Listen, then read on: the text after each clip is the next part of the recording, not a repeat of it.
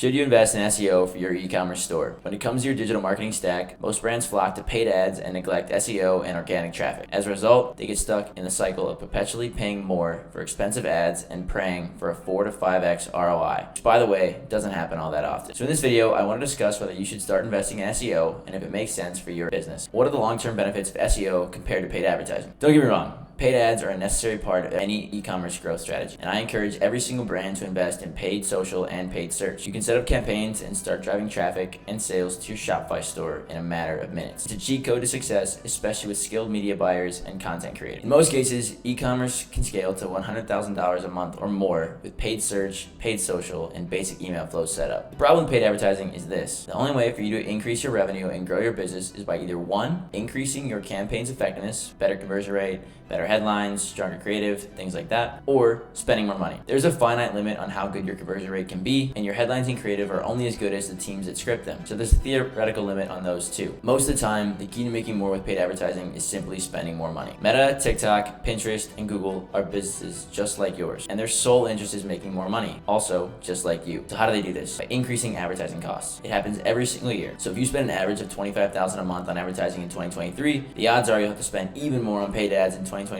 just to make the same amount as you did in 2023. So how is SEO different than that? The cost of organic traffic will always be the same, $0 per click. That's right, every organic click you receive from Google is free. Of course, you'll have to outsource your SEO strategy and execution to an agency like ours, or hire a freelancer or even in-house employee. But fees are flat and never change. Whether you make $10,000 a month from Google or $100,000 a month from Google with SEO, fees are the same. How does SEO impact online store revenue and profit margins? Everyone talks about organic traffic and SEO, and don't get me wrong, it's an important metric to track. We do it too. But as an e-commerce brand, traffic doesn't pay your bills. Revenue does. Here are a few examples of the revenue-focused results we produce for brands. We help the brand increase their organic revenue from $43,000 to $72,000 a month in just under 10 months. And in 6 months, we help the brand grow from a bit under 12K organic, 30K organic revenue. Here's how the growth path looks so far. Month 1, just under 12,000. Month 2, 17,000. Month 3, 26,000. Month 4, 33,000. Month 5, 28,000. Month 6, up into 60,000. Now, this was Black Friday, so this number's a little bit skewed. Pre-Black Friday week, they were up at around the $31,000 a month mark. Still a lot of growth. This brand worked with an ineffective agency before us. Once we came in and implemented our strategy, we unlocked a whole new level of growth. And as for profit margins, all these brands are reducing their reliance on paid ads. One of the first Shopify brands I ever worked with managed to double their revenue while cutting their ad spend about 50%, which gave them much stronger margins. Basically, they're making twice as much money and spend half as much on paid ads. What's a typical ROI for SEO services in the e-commerce sector? There's so many variables to consider with regards to ROI. Average order value, SERP competition, your budget/investment, brand image and customer reviews, and several other things. This is no different than other channels. Everything truly just depends. However, it's not uncommon to see a 3 to 4x ROI with SEO. But unlike a channel like Google Ads, for instance, where your ROAS is capped at 4 to 5x on an extremely good month with a really talented media buyer, SEO has the potential for unlimited growth. It wouldn't be unreasonable to suggest that an SEO campaign could yield a 10 to 12x, even higher ROI, depending on the budget, timeline, and the industry you're in. How long does it take to usually see results from SEO? Everyone tells you that SEO takes 6 to 12 months, right? That's the standard boilerplate answer. And if you launch your Shopify store in the last 90 days, that's a fairly accurate timeline for most. But if you've been around for years and either 1, you didn't see results from previous SEO efforts, or 2, you've never really invested in SEO, the timeline can actually be a lot shorter. The brand I mentioned a minute ago, the one that went from 12,000 to 30,000 organic monthly revenue, we've only been working with them for 6 months. We started back in May. Another brand launched in October of this year and made $162,000 in organic revenue in just their 3rd month of business. This strategy is pretty unique, and the brand pulled tons of other levers to make this happen. $162,000 in under 100 days is insane. To make a long story short, new brands, most of the time, SEO is going to take 6+ months to recoup your investment, though you will see results far earlier than that, namely in the form of higher rankings and increased organic traffic. Now, you may not be seeing a ton of organic revenue early on, but traffic and rankings are definitely going to climb before 6 to 12 months. For established brands, SEO will likely not take more than 6 months to work, though it truly does depend on your brand and your industry, right? Are your other competitors investing in SEO? Are they not? Things like that. Can SEO help in reducing your dependency on paid ads? Yes, absolutely. I've mentioned this already. Instead of being forced to spend more every single month on paid ads, you can spend a consistent amount each month. Here's a visual of how it looks. Paid ads. Spend more to make more. Up to a finite amount, usually 4 to 5x ROAS, which increases your top line revenue, good thing, but also increases your cost.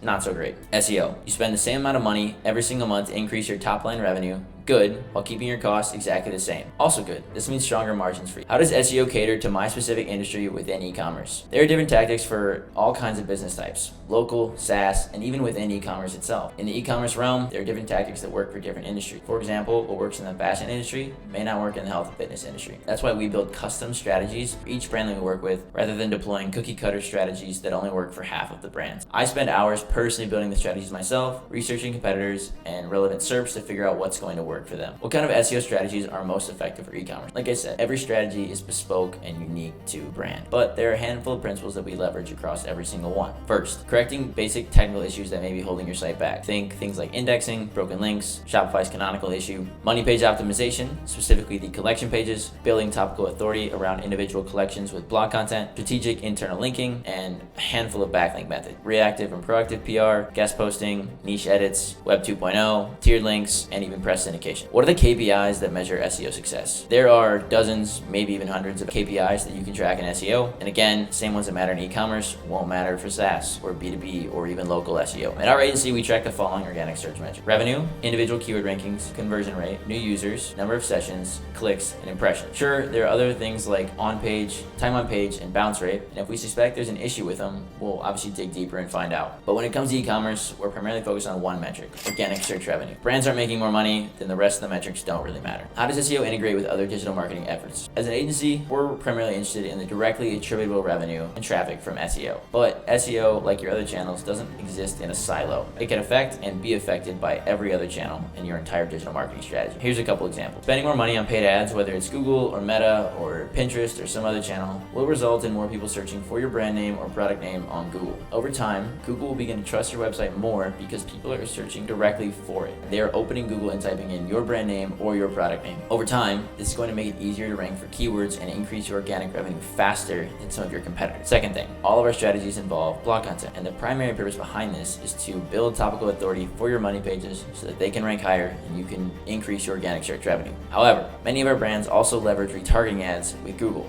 So when a user lands on a blog post we wrote, and then they leave to browse other sites, the retargeting ads follow them to practically every site they visit afterward. Many of the brands we work with, like I said, use this exact strategy to add thousands of dollars to their revenue each month. Pretty long-term attribution, but it works really effectively. Similarly, same with blogs. Every blog post can be broken out into an informative email, a handful of posts on Twitter or X, made into a TikTok or Instagram reel, or even a long-form video on YouTube. We provide the content, and you can leverage it however you please across your other channels. Are SEO results sustainable over time? Yes. That's another huge benefit of SEO compared to paid ads. When you pause ad campaigns, you immediately shut off the fountain of traffic and revenue that comes along with it. But even if you were to invest in SEO for 1 year, you'd continue to reap the increased traffic and revenue for months and even years to come if you stopped. What are common SEO mistakes e-commerce sites should avoid? I've seen hundreds of mistakes in my time as an SEO. Here are the most common for e-commerce brands. Not building backlinks. Most people avoid building links because they're afraid of Google's guidelines. I've been paying for backlinks for years and have never once had a site penalized as a result. We QA every single link we build and make sure it's valuable and safe for your site. We even test plenty of them on test sites that we own. Second, not publishing enough content. We write 4 to 5 blogs each month for our brands, which is a sustainable cadence that enables us to produce the highest quality content possible, rather than a bunch of AI garbage. Similarly, I've seen the error of publishing far too much content with AI. It's still a relatively new thing, and Google is doing everything they can to crack down on it. I've seen dozens of sites, even in the last few weeks, crash and burn in SERPs after producing hundreds and even thousands of blog posts in a matter of days. This is why we only publish at 4 to 5 a month. Nobody fully understands the gravity of AI content yet, not even Google. So we're not going to venture that far out until we know what's up. Last thing, no clear strategy. Most brands and new SEOs try to implement cookie cutter strategies, just they copy things they learned. But even with the best content and links, the wrong strategy can cost you thousands of dollars and waste hundreds of hours of your day that you will never get back. The key to our success lies in the strategies we build, which is why they're bespoke for every single brand and why we spend so much time creating them. With all this being said, I hope you've learned something about SEO and hope we have more clarity on whether it's right for your business or not. If you want to work in an SEO agency, my agency, New C's, will 2x your organic traffic and 3x your investment. If that sounds interesting, book a call below for us to have a quick, no obligation chat. Link in description. You can also check out this client interview that I just uploaded. Peace.